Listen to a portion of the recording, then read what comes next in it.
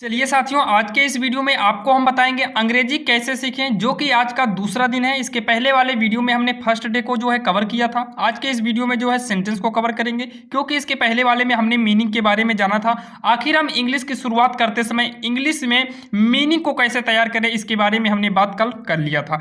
आज के इस वीडियो में आपको हम केवल यही बताएंगे सेंटेंस, जो कि हमें ही नहीं सभी को यही लगता है कि सेंटेंस केवल 5 प्रकार के होते हैं, जो कि ऐसा नहीं है। सेंटेंस के बहुत सारे पार्ट होते हैं, जैसे कि सेंटेंस वाक्य के आधार पर 5 प्रकार के होते हैं। उसके बाद सेंटेंस को 2 पार्टों में बांटा गया है। उसके बाद सेंटेंस को हिंदी में कितने पार्टों में बांटा गया है। आज के इस वीडियो में पूरा कंप्लीट सेंटेंस के बारे में हम बात करने वाले हैं।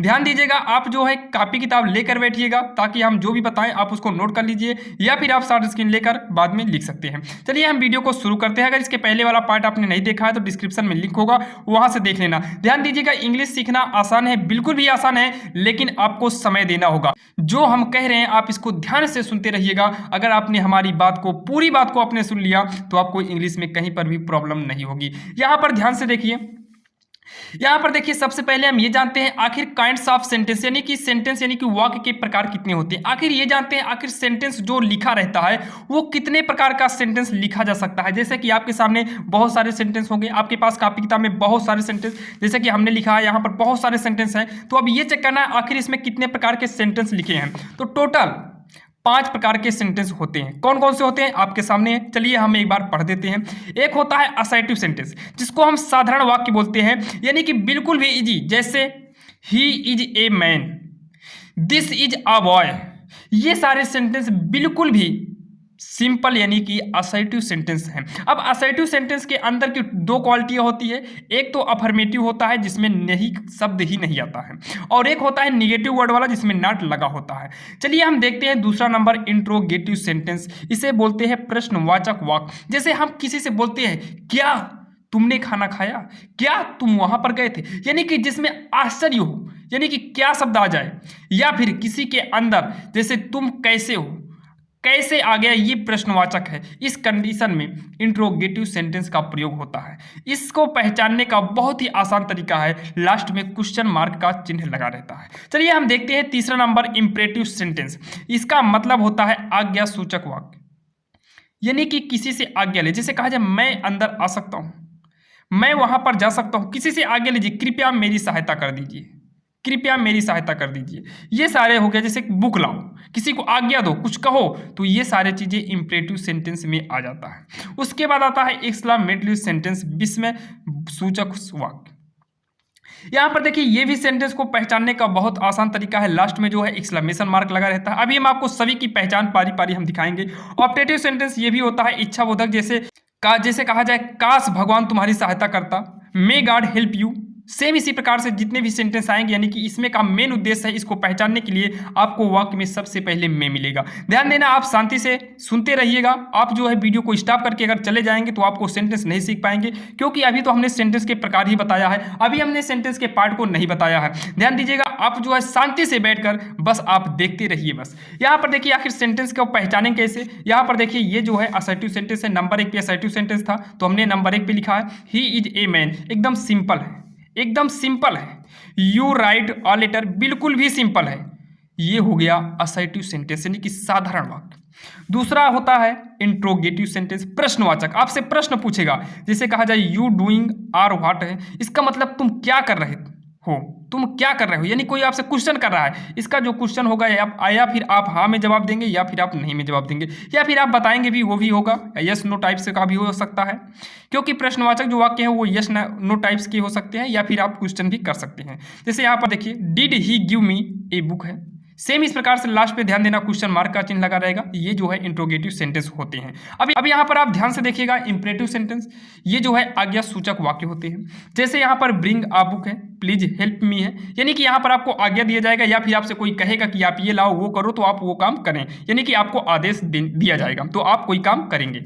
इसके बाद देखिए एक्सक्लेमेशन है, यानी कि विस्मय सूचक वाक्य है। इसमें का बहुत ही आसान तरीका पहचानने का है। यहाँ पर देखिए, फुल स्टॉप ना लगकर यहाँ पर एक्सक्लेमेशन मार्क लगा होता है, जो कि लास्ट में लगा होता है। इसके जस्ट बाद जो आता है ऑप्टेटिव सेंटेंस। ऑप्टेटिव सेंटेंस में भी सेम यही काम होता है, बस यहाँ पर आप ध्यान दीजिए, इसमें का जो एक्सक्लेमेशन मार्क है लास्ट में लगा ही होता है, लेकिन पहले में से शुरू होते हैं, यानी कि इसमें के सारे वाक्य जो है ये में से शुरू होते हैं। अब यहाँ पर देखिए मुख्यतः सेंटेंस, मुख्यतः सेंटेंस दो पार्ट में बांटे गए हैं। अब आपको पता होगा दो पार्ट कौन कौन से, एक सब्जेक्ट होता है, एक होता है प्रेडिकेट। एक होगा सब्जेक्ट और दूसरा हो जाएगा प्रेडिकेट। यहाँ पर देखिए सब्जेक्ट और प्रेडिकेट आखिर हम पहचानें कैसे, जैसे हमारे सामने एक सेंटेंस लिया था, ही इज ए मैन, तो इसमें का सबसे पहले आपको ये हिंना होगा सब्जेक्ट कौन है, तो सब्जेक्ट कौन सा है, ही, क्योंकि किसके बारे में बात हो रही है, वहाँ के बारे में बात हो रही है, तो सब्जेक्ट ले लीजिए। और सब्जेक्ट तो आप आसानी से आप पहचाने, किसी भी वाक्य का सब्जेक्ट पहला अक्षर सब्जेक्ट होता है। देखिए सब्जेक्ट छोटा बड़ा सब हो सकता है, और इसका कंप्लीट चैप्टर जो है आपको डिस्क्रिप्शन में दे देंगे, वहां से आप देख सकते हैं, नहीं तो फिर आप यहीं पर देख लीजिए, समझ लीजिए, बहुत ही काफ़ी है। यहाँ पर देखिए सब्जेक्ट पहचान लेंगे, और उस सब्जेक्ट के अलावा जितना भी कुछ बचेगा सब के सब होंगे प्रेडिकेट। सब्जेक्ट को छोड़ देंगे, जो भी बचेगा वही प्रेडिकेट। यानी कि हमने इस सेंटेंस के बारे में इस तरीके से पहचाना, अगर सेंटेंस कई प्रकार के लिखे रहेंगे तो इस तरीके का सेंटेंस जो होता है 5 प्रकार का होता है। अगर एक ही सेंटेंस के अंदर हम घुस कर देखें, एक ही सेंटेंस के अंदर देखें, तो इसके अंदर भी 2 पार्ट होते हैं। अंदर तो और पार्ट होते हैं, लेकिन अभी केवल मेनली आप ये समझिए इसके अंदर 2 पार्ट हैं, एक है सब्जेक्ट और एक सब्जेक्ट को छोड़ देंगे तो बन जाएगा प्रेडिकेट। चलिए आगे और भी, अभी तो इसमें सब्जेक्ट है, वर्ब है, ए एंड द आर्टिकल है, लेटर यानी कि ऑब्जेक्ट है, इनडायरेक्ट ऑब्जेक्ट है कि डायरेक्ट ऑब्जेक्ट है, उसके बारे में हम बाद में चर्चा करेंगे। हम जो है 10 दिन में, ओनली 10 डेज में जो है इंग्लिश सीखना चाहते हैं। हम इंग्लिश को कंप्लीट आए या ना आए, लेकिन इंग्लिश की सारी बेसिक जितनी भी उसकी जड़ें हैं, जैसे एक पेड़ की मेन जड़ जो होती है, सेम वैसे हम मेन इसके जड़ों को हम पहचानेंगे 10 दिनों के अंदर। इंग्लिश कितना आसान होता है आपको केवल ये सीखना है। पहले आप किसी भी एरिया में रहिए तो उस एरिया के चारों ओर के बारे में आप समझने का प्रयास करिए, उसके चारों ओर क्या, उसके बाद आप उसके अंदर गहराई में जाइएगा। चलिए हम यहाँ पर और आगे देखते हैं। यहाँ पर आप समझ गए होंगे मुख्यतः सेंटेंस 2 प्रकार के होते हैं, और यहाँ पर 5 होते हैं। पांचों के नाम आप शॉर्ट स्क्रीन लेना चाहे ले लें, या फिर नोट करना चाहे नोट कर लें। यहाँ पर देखिए 2 प्रकार के होते हैं, सब्जेक्ट और प्रेडिकेट। चलिए हम आपको समय न गवाकर आगे देखते हैं आखिर हम हिंदी में सेंटेंस को कैसे पहचानेंगे।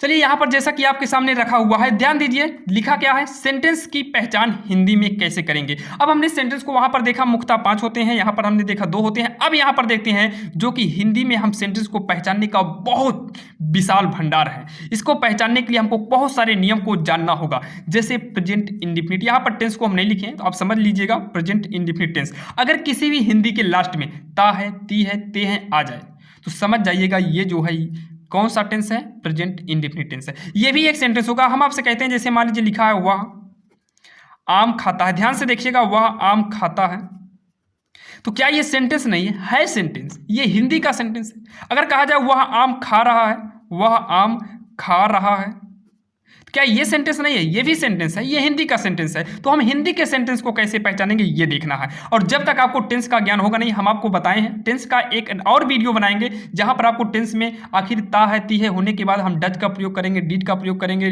डू का प्रयोग करेंगे, यस या यस लगाएंगे कि नहीं लगाएंगे, इसके बारे में हम उसमें बात करेंगे। इसमें केवल हम पहचान सीख लेते हैं बस। प्रेजेंट इंडेफिनिट टेंस माने होता है ता है, ती है, ते हैं। और पास्ट प्रेजेंट कंटिन्यूअस का होगा, प्रेजेंट कंटिन्यूअस माने होता है रहा है, रही है, रहे हैं। और प्रेजेंट परफेक्ट, परफेक्ट ही बता देता है चुका है। ध्यान देना, परफेक्ट से पता चलता है चुका है, और प्रेजेंट बता दिया है। उसके बाद ध्यान देखिए प्रेजेंट परफेक्ट कंटीन्यूअस टेंस, इसका मतलब है रहा है, रही है, वही आएगा। आप कहेंगे कंटीन्यूअस भी मैच कर रहा है, लेकिन इसमें समय भी दिया रहेगा। जैसे हम आपके सामने 2 सेंटेंस लेते हैं, ध्यान दीजिएगा। जैसे मैं कह दूं कि वह आ रहा है, वह आ रहा है। अब आ रहा है कि नहीं आ रहा है, ये आपके मन में डाउट रहेगा, आखिर वो सच में आ रहा है, झूठ में आ रहा है, ये तो फिक्स नहीं है, तो यहाँ पर आपको डाउट रहेगा। लेकिन एक सेंटेंस और लिखते हैं, वह 4 बजे से आ रहा है। देखिए दोनों सेंटेंस में आपको कुछ अंतर दिखाई दिया, हाँ, इसमें समय नहीं दिया है और उसमें समय दिया है। तो यहाँ पर ध्यान दीजिएगा, जब समय नहीं देगा तब कंटिन्यूअस होगा, और अगर रहा है, रही है, रहे है के साथ समय दे दिया तो वो हो जाएगा present perfect continuous tense. Same इसी का डुप्लीकेट यहाँ पर है, सेम इसी का डुप्लीकेट है। जहाँ प्रेजेंट था वहाँ पर हमने पास्ट कर दिया है, और जहाँ है था वहाँ पर हमने था कर दिया है। तो आपको इसे बताने की जरूरत नहीं है, जल्दी से आप लिखना चाहें लिख लें, शॉर्ट स्क्रीन लेना चाहें शॉर्ट स्क्रीन ले लें। चलिए हम देखते हैं फ्यूचर का। फ्यूचर में भी वही होता है, थोड़ा बहुत अंतर रहता है। परफेक्ट है तो चुका वही रहेगा, कंटिन्यूअस है तो रहा है, रही है, वही रहेगा, बस यहाँ पर फ्यूचर है तो होगा हो गया है। यहाँ पर देखिए इंडेफिनिट में गा गे गी हो जाता है, एकदम सिंपल है। सेम जैसे यहाँ पर इन दोनों का अंतर सम में था, तो इसमें भी वही अंतर है, बस यहाँ पर समय दे दिया है। अब यहाँ पर देखिए एक्स्ट्रा इसके अलावा भी बहुत सारे सेंटेंस को पहचानने के लिए है, जैसे सकता है लास्ट में मिल सकता है तो आप कैन का प्रयोग करेंगे, चाहिए मिल जाएगा कुड का प्रयोग करेंगे, सकता है मिल जाता तो कभी कभी मे का भी प्रयोग करते हैं। और यहाँ पर देखिए कैन का पास्ट कुड होता है, जो कि यहाँ पर देखिए कम दिखाई दे रहा होगा, लेकिन ध्यान देना कुड जो है ये सकता था के लिए होता है, जो कि कैन का पास्ट कुड होता है। और भी बहुत सारे होते हैं, ध्यान देना इसमें जितना भी आपको हमने टेंस में बताया, टेंस में आपको पता होगा इसमें एक एक्शन होता है, यानी कि एक कार्य होता है। जैसे वह आम खाता है तो वह आम खाने का कार्य करेगा, वह स्कूल जाता है जैसे वह स्कूल जाने का काम करेगा। लेकिन यहाँ पर विदाउट एक्शन, विदाउट यानी कि बिना एक्शन के भी कुछ होते हैं, यूजेज होते हैं, जिसको हम यूज आप ही जा रहे हैं वॉजवर्ड के नाम से जानते हैं। तो ये जा रहे हैं में कोई भी यूज नहीं, जैसे कहा जाए मैं डॉक्टर हूँ तो इसमें कौन सा कार्य हो रहा है, मैं डॉक्टर हूँ तो हूँ, मैं टीचर हूँ, इसमें कौन सा एक्शन हो रहा है, कोई एक्शन नहीं हो रहा है। तो यहाँ पर देखिए विदाउट एक्शन के भी कुछ वाक्य होते हैं, जैसे इज आर एम का प्रयोग हो गया, वाज वर का प्रयोग हो गया, हैज हैव हैड का प्रयोग हो गया। अब आपको हम बताते हैं, अगर आपको कंप्लीट इंग्लिश आपको पढ़ना है तो आपको इन सारे के यूज आपको जानना बहुत ही जरूरी है। तो आप जो है पहले इन 10 दिन कोर्स समाप्त कर लीजिए, उसके बाद हम पारी पारी करके आपको 12 के 12 टेंस को पढ़ा देंगे। उसके बाद आप कहेंगे एक आज कंबाइंड जो है चैप्टर बनाएंगे, जिसके एक ही वीडियो में सारे टेंस कंप्लीट हो जाएगा। यहाँ पर देखिए ये सब भी बहुत जरूरी है, ये भी बहुत जरूरी है, is are am was were, क्योंकि आपको जब छोटे छोटे नॉलेज नहीं रहेंगे तो आप जो है इंग्लिश को बेहतरीन तरीके से नहीं पढ़ पाएंगे। आई होप आपको वीडियो समझ में आया होगा। ध्यान दीजिएगा, आपको हमने जो 10 डेज का समय लिया है, इस 10 डेज में आपको इंग्लिश सिखाने की पूरी गारंटी लेंगे। बस आप अगर इस चैनल पर नए हैं तो सब्सक्राइब कर लीजिए और बेल आइकन ना दबाए हो तो प्रेस कर लीजिए, ताकि हम जितने भी वीडियो अपलोड करें वो सबसे पहले आपको मिले। और बता दें, आप कितने भी इंग्लिश में कमजोर हो, आपको इंग्लिश सिखाने की गारंटी जो है ये हमारे इस चैनल RSL इंग्लिश ग्रामर की है। बस आप यहाँ पर जुड़े हैं तो आपको कोई भी किसी भी प्रकार की प्रॉब्लम नहीं होगी। अगर आपको प्रॉब्लम होती भी है तो हमारे यहाँ पर कमेंट है, कमेंट पे आप कमेंट करिए, जो भी इसमें कमेंट करने पे आपकी जो भी राय होगी, आप जिस प्रकार का वीडियो कहेंगे हम उसी प्रकार से बनाएंगे। क्योंकि हमारा ये जो चैनल है ये हमारा नहीं बल्कि अपना चैनल है, जहाँ पर आपके लिए, हम केवल आपके लिए काम करते हैं और हमारे भरोसे आप हैं। तो हमारी पूरी गारंटी है, हमारा पूरा प्रयास रहेगा कि आपको इस पर कोई भी तकलीफ या प्रॉब्लम ना हो। तो आप कमेंट करिएगा जो भी आपको प्रॉब्लम होगी। चलिए अब आपको मिलेंगे नेक्स्ट वीडियो में, तब तक के लिए जय हिंद।